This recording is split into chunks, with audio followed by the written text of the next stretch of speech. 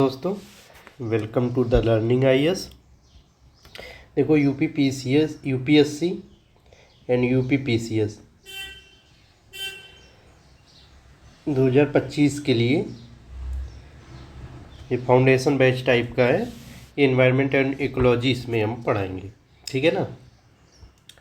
ये हमारे प्री के लिए ज़्यादा इम्पोर्टेंट है और मेंस के लिए भी। मेंस के थर्ड पेपर में आता है यूपीएससी के, और यूपी पीसीएस के भी सामान्य अध्ययन के थर्ड पेपर में ये है। यूपीएससी के भी सामान्य अध्ययन के थर्ड पेपर में है, तो यूपी पीसीएस के अभी सिलेबस जब दिखाएंगे तब क्लियर हो जाएगा। तो प्री में तो दोनों के लिए इम्पोर्टेंट है, और प्री में करंट बेस्ड ज़्यादा होता है। मेंस में भी करंट की चीज़ें रहती हैं, लेकिन प्री में करंट बेस्ड ज़्यादा रहता है। तो बेसिक भी देखेंगे तभी करंट आगे समझ में आएगा। तो इसे मैंने 5 यूनिट में डिवाइड किया पूरे सिलेबस को। पर्यावरण एवं पर्यावरण प्रदूषण, एनवायरनमेंट एंड एनवायरनमेंट पॉल्यूशन, ठीक है ना। पहली यूनिट ये हो गई। दूसरी होगी पारिस्थितिकी, इकोलॉजी। इसी में पारितंत्र बाय इकोसिस्टम है ना, पारितंत्र। यूनिट थर्ड में जैव विविधता है, ठीक है ना, बायोडाइवर्सिटी। और यूनिट 4 में जलवायु परिवर्तन है, क्लाइमेट चेंज। यूनिट 5 में पर्यावरण से संबंधित प्रमुख संगठन, जो पर्यावरण को सुरक्षित करने से कौन कौन से संगठन है, जैसे भारत में सीपीसीबी है ना, central pollution control board, NGT, ये सब दुनियादारी कानून। जैसे भारत में जैसे 1974 में बना था जल प्रदूषण अधिनियम, है ना। ऐसे 1981 में एयर पॉल्यूशन कंट्रोल एक्ट बना था 1981 में। ऐसे 1986 में बना था पर्यावरण संरक्षण अधिनियम, है ना। ये सब देखेंगे। संधियाँ सम्मेलन क्या क्या हुए हैं पर्यावरण से संबंधित, ये सब देखेंगे। अभी यूएन, FCCC, ये सब आएगा, IPCC, ये सब आएंगे अभी आगे। तो हम पहली यूनिट का देखते हैं थोड़ा सा बेसिक। ये पर्यावरण एवं पर्यावरण प्रदूषण। पर्यावरण की परिभाषा देखते हैं, तोड़ के शब्द को पाल इसका लेते हैं। तो आवरण, पर्यावरण, इससे मिलके बना है। पर्यावरण शब्द दो शब्दों से मिलकर परि और आवरण। परि मतलब परिता, चारों ओर, है ना। परिता मतलब चारों ओर, ऐसे, ठीक है। आवरण मीन्स घेरना, सराउंडिंग्स, चारों ओर से घेरे हुए कुछ, है ना। जैसे मान लो ये मानव का निवास स्थान है कोई, ठीक है, तो उसे चारों ओर से क्या घेरे हुए हैं, जलीय भाग घेरे हुए हैं, है ना।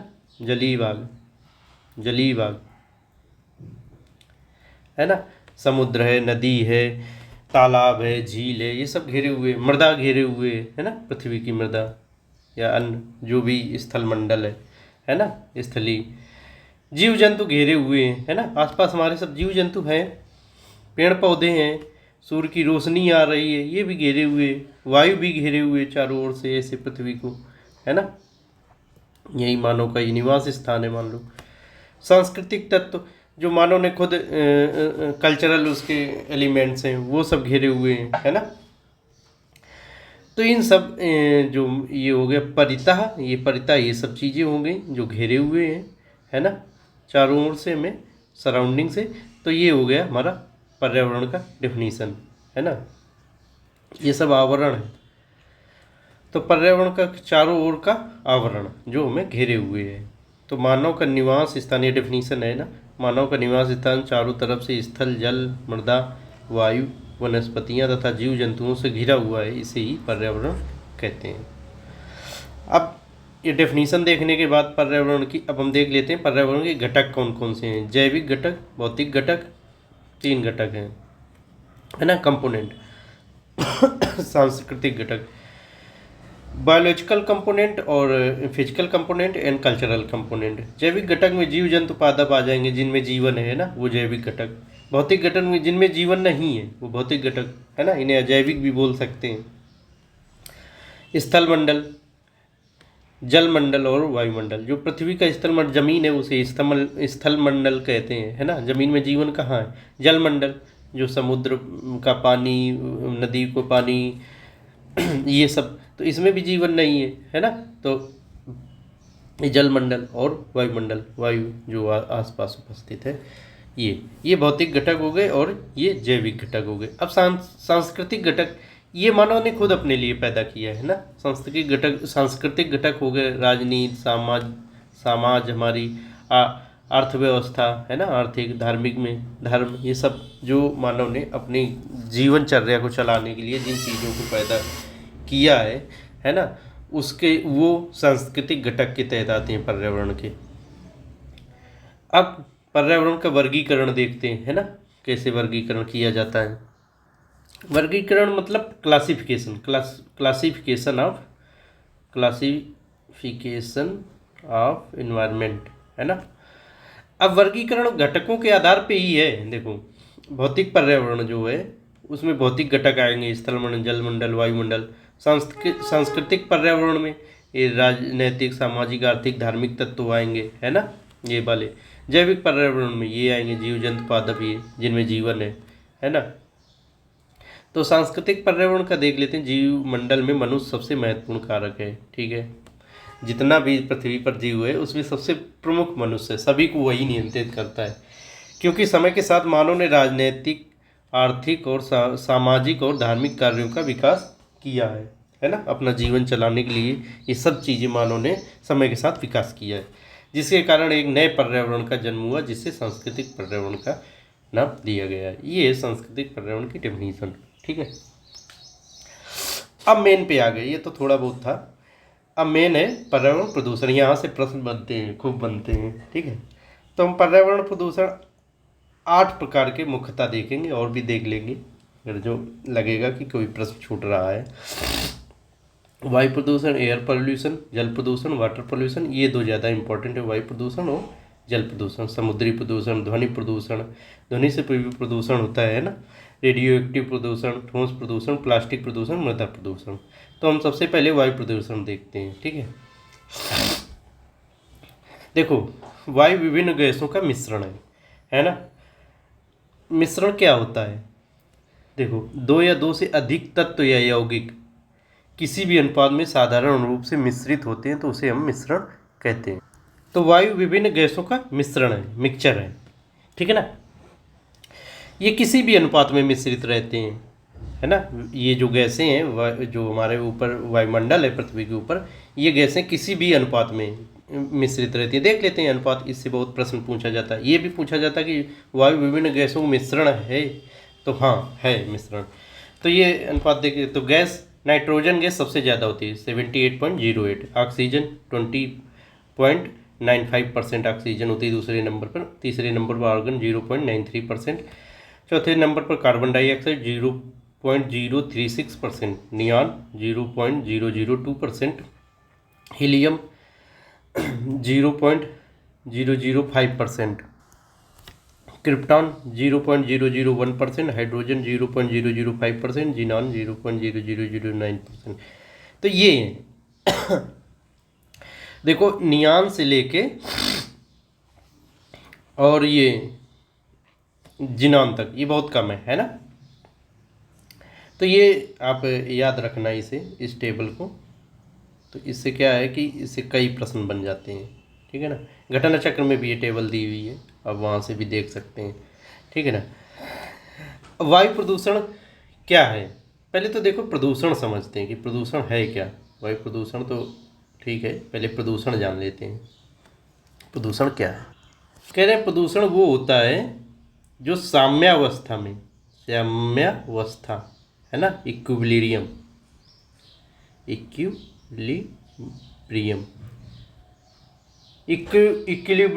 या साम्यावस्था में आने वाला कोई भी परिवर्तन जिसमें जीव जंतुओं को नकारात्मक असर होता है, वायु, वो प्रदूषण कहलाता है ना। अब वो चाहे इक्विलिब्रियम, चाहे वायु का हो, तो वायु के इक्विलिब्रियम में अगर डिस्टरबेंस हो जाएगा तो वायु प्रदूषण होगा। जल के इक्विलिब्रियम में अगर डिस्टरबेंस हो जाएगा तो वो जल प्रदूषण होगा। मृदा के इक्विलिब्रियम में डिस्टरबेंस हो जाएगा तो मृदा प्रदूषण होगा। देखो इक्विलिब्रियम का मतलब ये है कि जैसे वायु है, वायु में इतने ये ऊपर वाले ये तत्व इस मात्रा में होने चाहिए। अगर इनमें असंतुलन हो गया तो इक्विलिब्रियम खत्म हो जाएगा, है ना, साम्यावस्था खत्म हो जाएगी।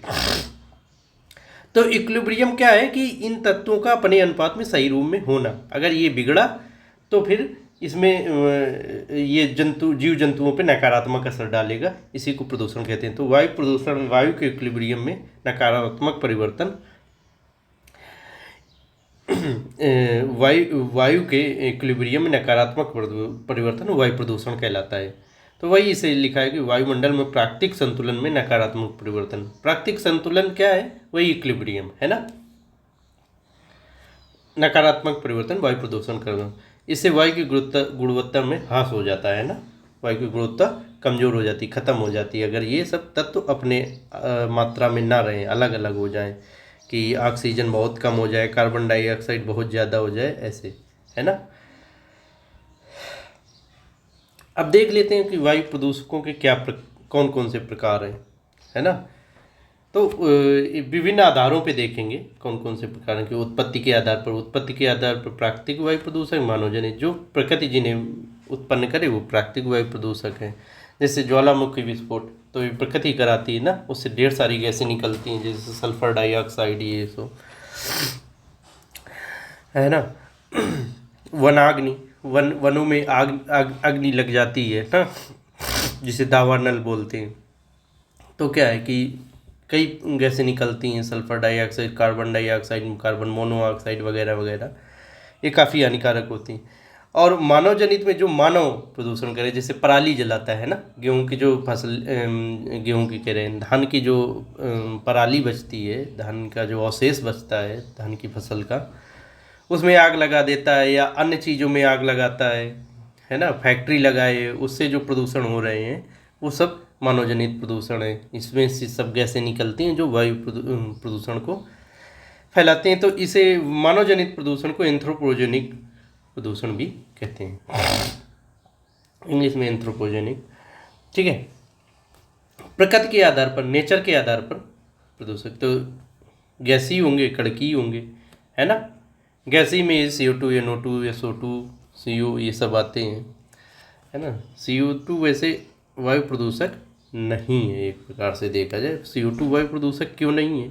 क्योंकि CO2 को ये पौधे अवशोषित करते हैं, है ना, प्रकाश संश्लेषण की क्रिया में, और अपना भोजन बनाते हैं, ठीक है। तो CO2 क्या है? लाभदायक है गैस वायु में, लेकिन इसका मात्रा में जब ज़्यादा हो जाना तो क्या है कि ये क्या जो हीट है, पृथ्वी से जो हीट निकलती है उसे ट्रैप करती है, उसे रोकती है। तो पृथ्वी के तापमान को CO2 बढ़ा देती है। वैसे वायु प्रदूषक नहीं है, लेकिन ये पृथ्वी के तापमान को जब बढ़ाने वाली गैस है तो इसे क्या कहेंगे? ग्रीन हाउस गैस कहेंगे, है ना। तो ये हैं NO2, SO2, CO, ये सब गैसीय प्रदूषक हैं। कड़की प्रदूषक जैसे फ्लाई ऐश मतलब कि जिस चिमनी होता है ना, जैसे भट्ठा है ईंटों का, या कोई थर्मल पावर प्लांट है ना, जहाँ पे बिजली उत्पादन हो रही, वहाँ कोयला जलाया जाता है। इन सब में कोयला जलता है तो उसकी राख होती है। तो राख, फ्लाई माने उड़ना, ऐश माने राख, तो वो राख उड़ती चिमनी से निकल के, उसे फ्लाई ऐश कहते हैं, है ना। धातु कण, कई धातु है, मान लो वो घिस जाए, जैसे मशीनें क्या धातुओं से बनी होती है, घिसती रहती, फिर वो हवा में उड़ के हवा में चली जाती है, तो वो भी कणकीय प्रदूषण है। ये आगे बढ़ाएंगे। तो ये है उत्पत्ति के आधार पर, नेचर के आधार पर, है ना। अब तीसरा है प्राथमिक वायु प्रदूषक और द्वितीयक वायु प्रदूषक, ठीक है ना। प्राथमिक वायु प्रदूषक और द्वितीयक वायु, प्राइमरी एयर पॉल्यूटेंट और सेकेंडरी एयर पॉल्यूटेंट, है ना, SP, और प्राइमरी पॉल्यूटेंट्स, PP होगा जहाँ तक, ठीक है। ये सीधे वायुमंडल में प्रवेश करते। मान लो ये आपने पेड़ जला दिया, ठीक है ना, पेड़ में जलाया तो क्या SO2 निकली, CO2 निकली, CO निकली, ये सब निकली गैसें, और सीधे वायुमंडल में चली गई, तो ये क्या हो गया? प्राथमिक वायु। सोर्स से निकल के सीधे वायुमंडल में प्रवेश कर जाना। लेकिन मान लो NO2 है जैसे, है ना, NO2 निकली यहाँ से, NO2 भी निकलेगी, पेड़ जलाया आपने, ठीक है। तो NO2 निकली गैस, ये हो गई प्राथमिक वायु प्रदूषक NO2, ठीक है।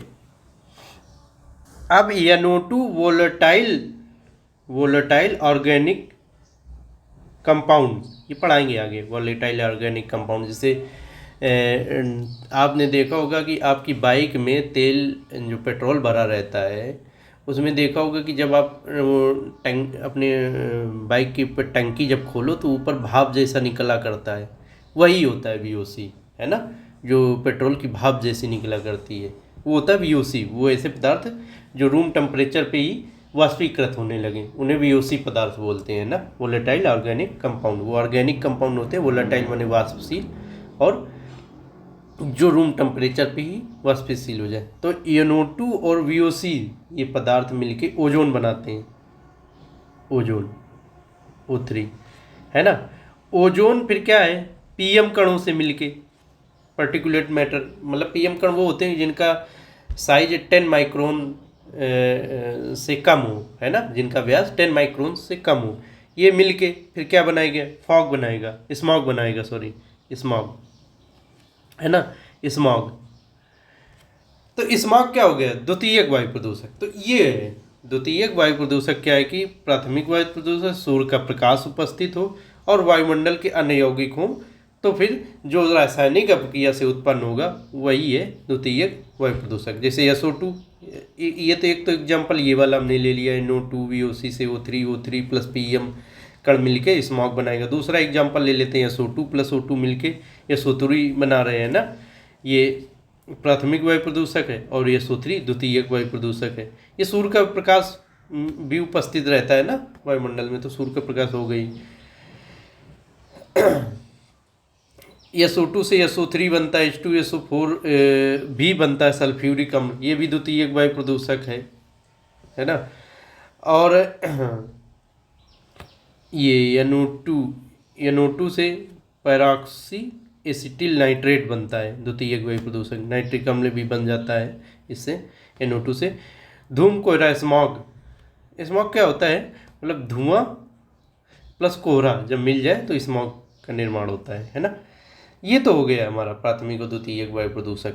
एक चीज़ और देख लेते हैं कि मान लो हमारा शरीर या कोई जीव जंतु का शरीर किन तत्वों से मिलके बना होता है। हमारा शरीर कहते हैं कि मुख्यतः 6 बेसिक एलिमेंट से जरूर मिलके बना होता है। 6 बेसिक एलिमेंट कौन कौन से, कार्बन, नाइट्रोजन, ऑक्सीजन, फास्फोरस, है ना, फास्फोरस, सल्फर और हाइड्रोजन, इनसे मिलके जरूर बना होता है। और भी कई तत्व होते हैं लेकिन ये प्रमुख तत्व हैं। तो जब भी हम कोई चीज़ जलाएंगे जिसमें जीवन है, जैसे पेड़ पौधे, मानव या जीव जंतु किसी को भी जलाएंगे, तो उसमें CO2, कार्बन से CO2 निकलेगी, ये नाइट्रोजन है तो NO2 निकलेगी, ऑक्सीजन तो ऑक्सीजन ही निकलेगी, फास्फोरस नहीं HRDS होता है उतना, सल्फर से SO2 निकलेगी, है ना, हाइड्रोजन है तो H2S बनाएगी। तो ये सब पॉल्यूटेंट एक साथ निकलते हैं अगर हम जैविक चीज़ों को जलाते हैं। तो ये इतना एक कॉन्सेप्ट था, ये बता दिया, ठीक है ना। तो अब आगे हम वायु प्रदूषण में आगे फिर हम देखेंगे कि वायु प्रदूषण में कौन कौन से वायु प्रदूषक हैं। CPCB क्या है, उसी ने डिसाइड किया कि 12 वायु प्रदूषक हैं, है ना। CPCB मतलब सेंट्रल पॉल्यूशन कंट्रोल बोर्ड, ठीक है। आगे हम यही देखेंगे, ठीक है ना, प्रमुख वायु प्रदूषक वही 12 जो डिसाइड किए हैं CPCB ने, उसी से प्रश्न पूछे जाते हैं। CPCB ने जो 12 डिसाइड किए, है ना। एरोसॉल है, प्रकाश रासायनिक धूम, कुंगुरा है, फ्लाई एश है, ये सब निलंबित करके सस्पेंडेड पार्टिकुलर मैटर, ये सब अगली क्लास में हम लोग देखेंगे। तो आज के लिए इतना ही। Thank you very much.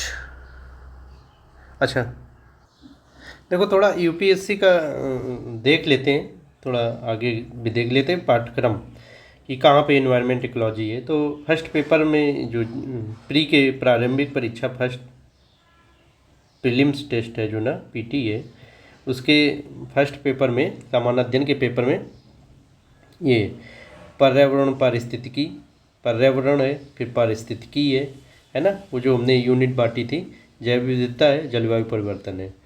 1 2 3 4 4 unit इसमें हैं। 5वीं मैंने यूनिट ले ली थी इन सबसे संबंधित जो कानून या संस्था हैं वो, है ना। तो सिलेबस के अकॉर्डिंग ही हमने ये सब लिया है ना। 4 यूनिट तो ये हो गई, first unit, second unit, third unit और फोर्थ यूनिट, और 5वीं यूनिट इन सबसे संबंधित संस्था जो हमने ली थी। तो यही वाला है प्री के लिए।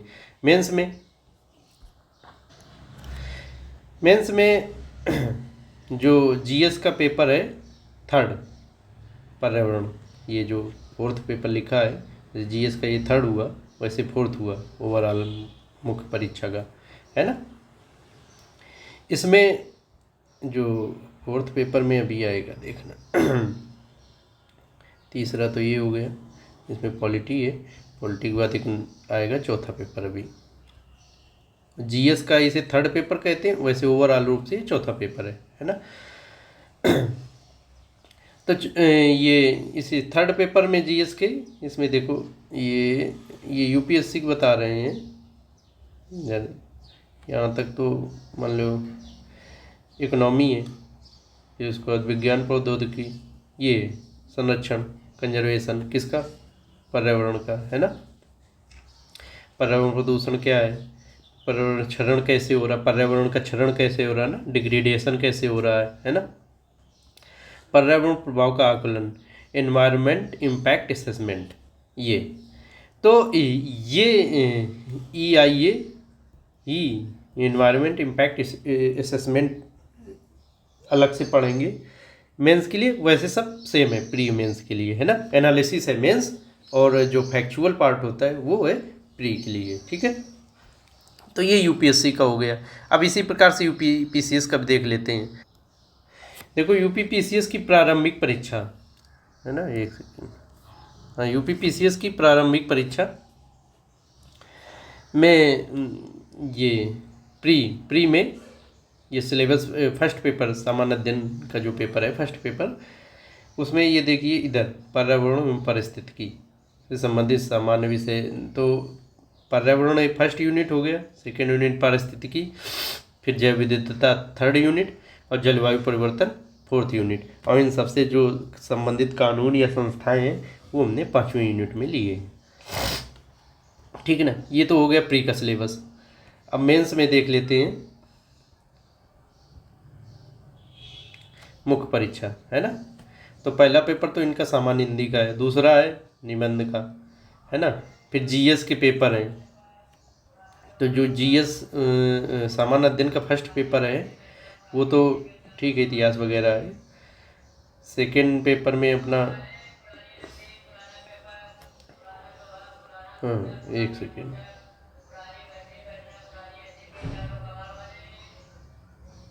ये सेकेंड पेपर में पॉलिटी वगैरह है। थर्ड पेपर में आ गया, इसी में थर्ड पेपर में जीएस के थर्ड पेपर में मिलेगा। अभी पहले तो इकोनॉमी है, वैसे यूपीएससी जैसा है बिल्कुल सेम, है ना। ये पर्यावरण सुरक्षा, पारिस्थितिकी तंत्र, वन्य जीव संरक्षण, जैव विविधता, पर्यावरण प्रदूषण एवं क्षरण, पर्यावरणीय संगता, एनवायरनमेंट इम्पैक्ट असेसमेंट, वही EIA संगात, इम्पैक्ट प्रभाव को संगात इन्होंने कहा है, ठीक है, लिख दिया है हिंदी का दूसरा ट्रांसलेशन। तो ये हो गया एनवायरनमेंट इम्पैक्ट असेसमेंट। बस इसी को EIA को ही अलग से हमें पढ़ना है मेंस के लिए, नहीं सब सेम है प्री और मेंस जब तो आज के लिए फिर इतना ही। Thank you very much.